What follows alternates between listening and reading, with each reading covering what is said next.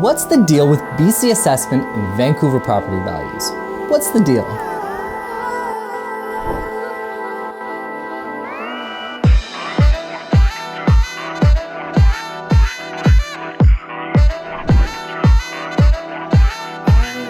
The first week of January is a wonderful time for real estate agents.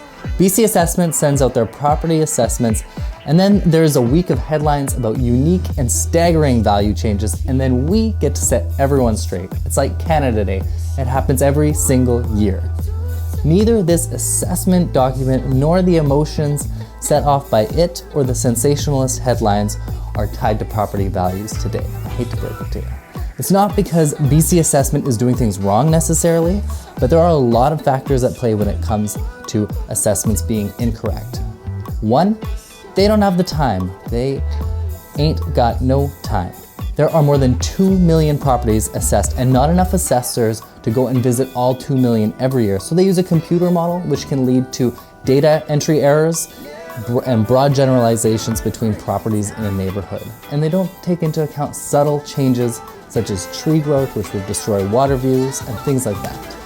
Number two, it's been a minute. The assessment is an estimate of a property's value as of July 1st, meaning assessed values are locked in a full 6 months before the notices are even mailed out.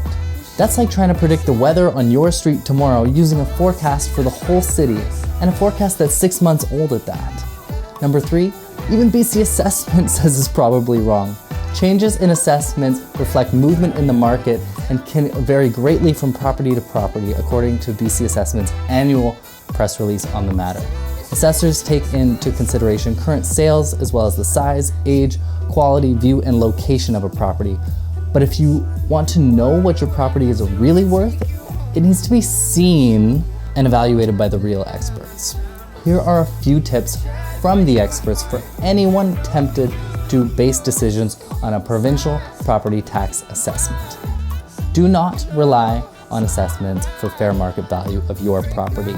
The assessed value is determined over 6 months ago and your local market has changed.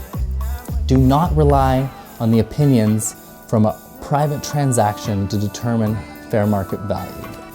Do not rely entirely on your neighbors, on your friends, or your family members for opinions of fair market value. Do consider ordering a marketing appraisal from a certified appraisal company. Do consider an evaluation by an experienced, active local realtor or 2 or 3. These opinions mixed with a marketing appraisal are the best indicator of a fair market value. Ignore sensationalist media headlines. Ignore the opinions of armchair experts. Always speak with professionals who have their boots on the ground and their heads in the game, the real experts. For more on this topic and what to do if you're not happy with your assessment, see my video on the same topic from January of last year, or reach out to me direct at 604-313-9805. And as always, be sure to follow me on Instagram at JoshKepke. Share this video with a friend that you think would benefit from the knowledge. And be sure to follow us on YouTube and Facebook at Vancouver Real Estate Today. That's it for now. Have a great new year. I'm Realtor Josh Kepke at McDonald Realty.